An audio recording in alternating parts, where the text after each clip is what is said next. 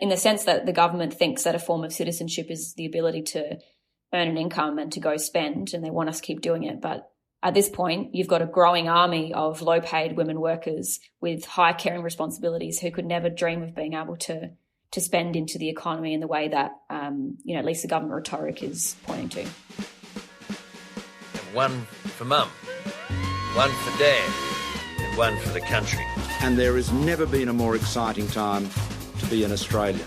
Budgets are about choices, Fran, and you show what you value through the choices you make.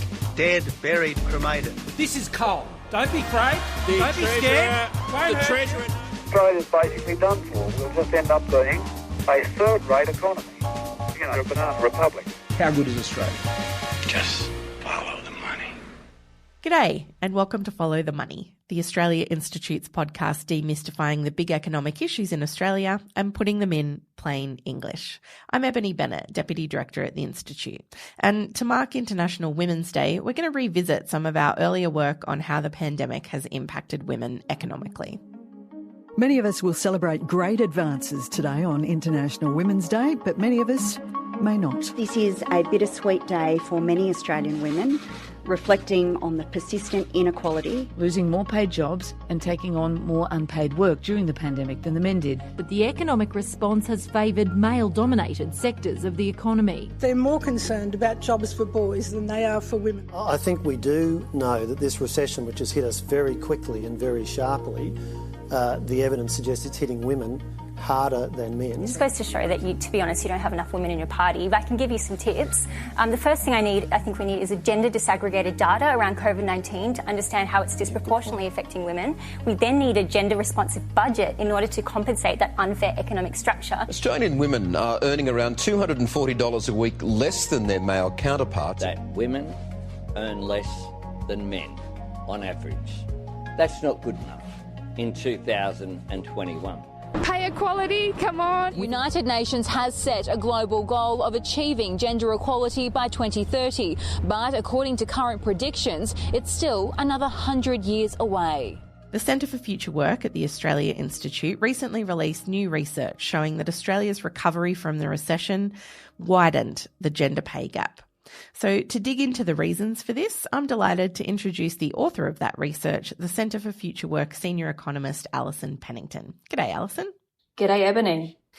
So firstly, can you give me the big picture here? Did women fare better or worse than men as a result of the recession from the pandemic? Well, I think the story starts from understanding that women came into the recession on worse terms, and definitely the recession or the pandemic health crisis and then the resulting recession has disproportionately impacted on women. What we know is that they experienced higher job losses. So between February and May, so that was really when the health restrictions were most, uniform across the country, women's employment declined by 8%. And that compares to, was 2 percentage points worse than it was for men. We also know women were more likely to leave the labour market because we had this explosion in care work, and women came into this recession obviously disproportionately carrying the work of household tasks and caring for children. So when the health crisis hit and people had to get back into the homes, care for each other, it was women who took on more of that work.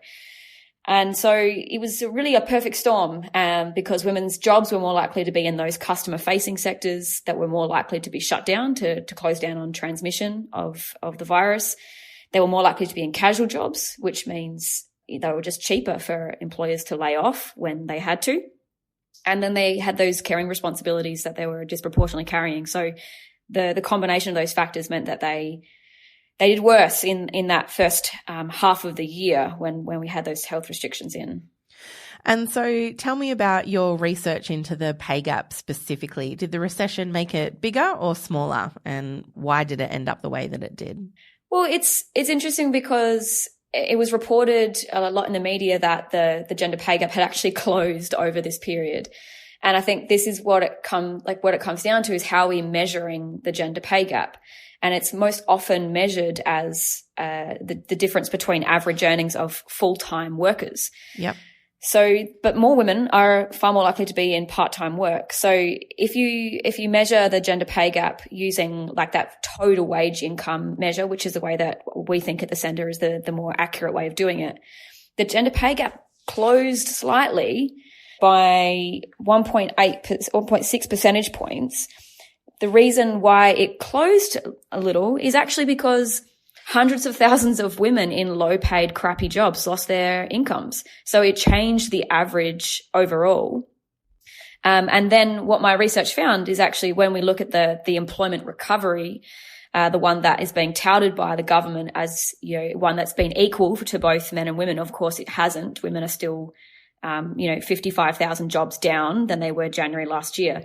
But even still, those, as women have re-entered the labour market and got their jobs back between May and November last year, the gender pay gap again opened up again. So where it's opened up back up 1.8 percentage points to 31.2% in the difference between earnings between all men and all women workers.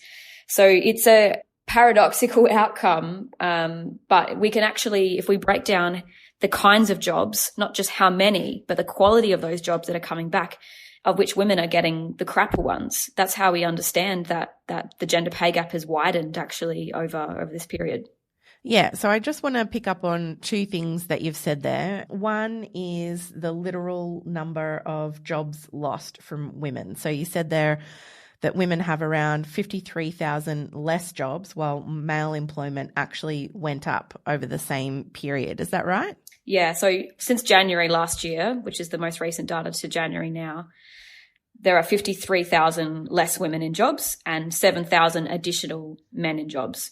So it's male participation, so the overall percentage of men who are participating in the labour market has gone up, whereas it's still down for women on that January. So there's a gap in employment outcomes. So when you hear people say like women have bounced back just the same, the sheer number of jobs, the quantity of the jobs available, they are lower for women than they are for men. But it's not just about a reduction in the quantity, it's the quality of those jobs that have been undermined in the post-COVID recovery. Yeah, so let's talk about that quality of jobs. So you were talking about the fact that if you just look at full-time work, the picture isn't as dire as you actually think it is. Can you explain again why using data from both full-time and part-time jobs is a more accurate way to measure the gender pay gap? Well, because people don't come into the labour market on the same terms. And this is especially the case between men and women because there are significant barriers that stop women from being able to even participate to begin with. And some of those persistent barriers, they relate to the state of unaffordable childcare, which we do know half of all women who have young children who can't even participate in the jobs market, they say it's the cost of childcare that stops them from being able to work. Yeah. So the high cost of childcare is an incredible, powerful barrier for women to actually get into the jobs market. And then once they do get in there, if they can, they're more likely to work in jobs with lower hourly wages. They're more likely to work less hours of work, in part because they have those caring responsibilities that are too expensive to be covered in the private market system that we provide. They are more likely to have insecurity in their jobs. Research shows, our own even, that people in casual jobs are earning far less than people in permanent jobs because they don't have any bargaining power. They're not sure if they're going to get paid the next week. If they're going to get shifts. And if a worker who doesn't have security in their job is in a far weaker position to be able to ask for a pay raise or to be able to bargain collectively through a union, for instance. So because women are more likely to work insecure casual jobs, that's also a big dampener on their pay. Yeah. So can you just tell me about that? You were talking about the fact that women have come back to kind of worse quality jobs. What do you mean by that? As I said, they came into the crisis more likely to work those casual and insecure jobs. And they were then more likely to lose those jobs because casual jobs were laid off first in the crisis. But it's when this employment recovery has happened since May to November last year, there's been this huge explosion in casual work, which is really contrary to the government's claims at the moment that there is some sort of lack of confidence among the business community in hiring casual workers. 62% of all jobs growth, over 400,000 roles created between May and November were casual.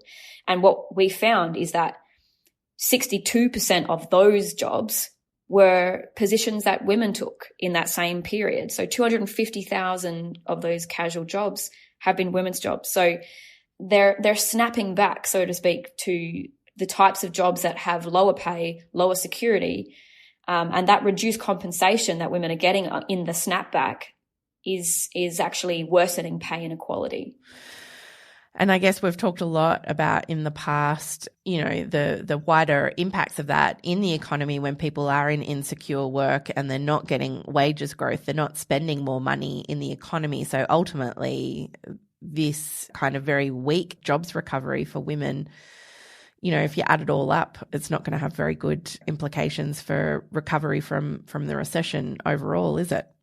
Absolutely. I mean, insecure work is one of the biggest dampeners on consumer spending. And we know that consumer spending makes up almost 60% of our GDP growth. And we're trying to pull ourselves out of a recession. We've got the government telling people to dig deep and, you know, keep spending and take holidays. Well, clearly they don't expect women to be able to do that because women are disproportionately snapping back to these lower paid, insecure jobs. I mean, I think we need to understand that this is the labour market response and so-called recovery from the COVID crisis. It's not just, you know, cutting across by creating worse quality jobs and insecure ones with lower pay. It's that there are also certain groups of people that are being more likely to take those jobs. And, you know, women are the largest group who are, I guess, in the sense that the government thinks that a form of citizenship is the ability to earn an income and to go spend, and they want us to keep doing it. But, at this point, you've got a growing army of low-paid women workers with high caring responsibilities who could never dream of being able to spend into the economy in the way that, you know, at least the government rhetoric is pointing to. Yeah.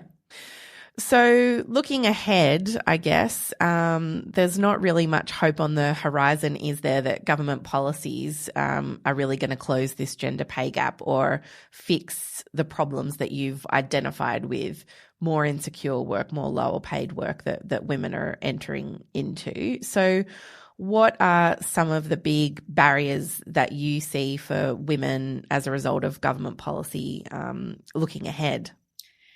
There's just so many.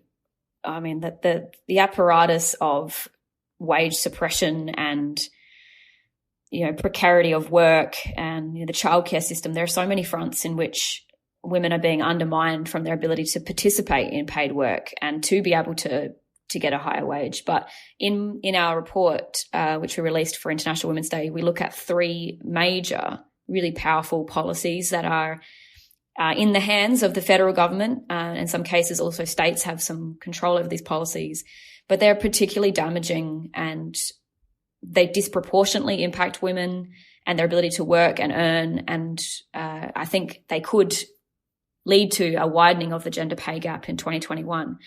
And they are, first of all, the government's industrial relations bill, the omnibus IR bill that they're proposing. It's currently tabled in the parliament. And one of the major centerpieces of that whole piece of legislation is to make it easier for employers to use casual work by creating this very expanded employer-defined definition of casual work. It's a form of liberalisation of casual work. And we know that women are more likely to take those jobs. So if you have a growing number of women in proportion to men who are on lower paid casual jobs, that's going to expand the gender pay gap. Yeah.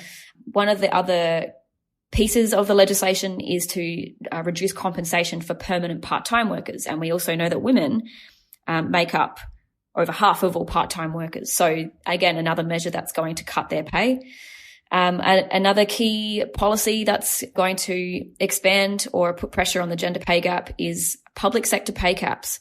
And it's this remarkable situation where we have something like 4 or 5 states and the Commonwealth that are imposing these totally arbitrary and unnecessary and counterproductive pay caps on the wages of public sector workers, of which, you know, governments are the largest employers in the economy. Yeah. So we have hundreds of thousands of women who are again, more likely to be in public sector work than they are in the private sector, who are not able to get above a 2% and sometimes lower pay increase per year.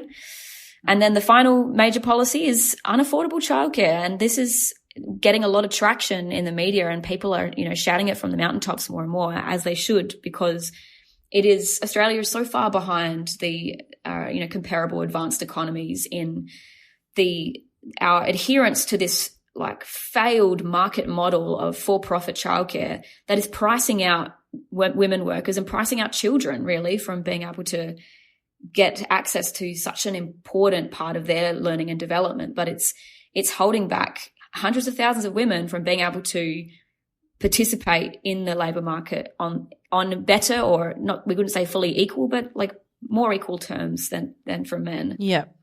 And it's striking to me that, the case for affordable childcare, if not free childcare, is so obvious because it was almost one of the first things that the government brought in during the pandemic, recognising the big impact that it had on the economy and how essential it was for essential workers at the time. But it's quite extraordinary to me how fast they kind of backed away from that when they themselves had endorsed it as part of the crisis response. Oh, absolutely. And then we can apply the same twisted logic where they've bounced back on, the job seeker coronavirus supplement, and they had to be dragged to the JobKeeper wage subsidy. But we're supposed to believe, based on what the government are telling us, that everything is hunky-dory and we've made a great recovery. But after dangling free childcare in front of the faces of working families, 3 months is all the government gave these people before ripping it back out of them. And JobKeeper, remember that the cuts to the wage subsidy for workers in the childcare sector was first stripped from that sector before anywhere else. So it beggars belief. But, we know that there is certain interest and relationships between the government and their interest in trying to reboot the private childcare sector. And really people have been sacrificed, and the economy has been sacrificed really to the altar of the interests of a few in this regard. Yeah, and as our other senior economist, Matt Grudnoff, and I think our chief economist, Richard Dennis, quite often comment, it's really following that list of privatisations where you can see how things have gone so wrong. So childcare hasn't had a Royal Commission yet, but we've just had the Aged Care Royal Commission, the Banking Royal Commission, all areas that have been heavily privatised and hasn't really turned out well for Australians on the whole. So let's hope childcare's not next on that list. But we might have to leave it there. Alison, thank you so much for your time. My pleasure, Ebony. This episode was recorded on Wednesday, the 10th of March 2021, and things may have changed since recording. You can visit australiainstitute.org.au for all our latest research and analysis, and you can find us on Twitter at the Oz Institute with an AUS. The Centre for Future Work, all their research and analysis is at futurework.org.au, and it's on Twitter at Centre Future Work. That's CNTR Future Work. My Twitter handle is Ebony_Bennett with a N_T, and Alison is at AK Pennington. This episode was produced by Jennifer Macy, and our theme music is by Jonathan McFeet from Pulse and Thrum. And remember, stay safe out there, stay 1.5 metres away, keep washing those hands, and thanks for listening.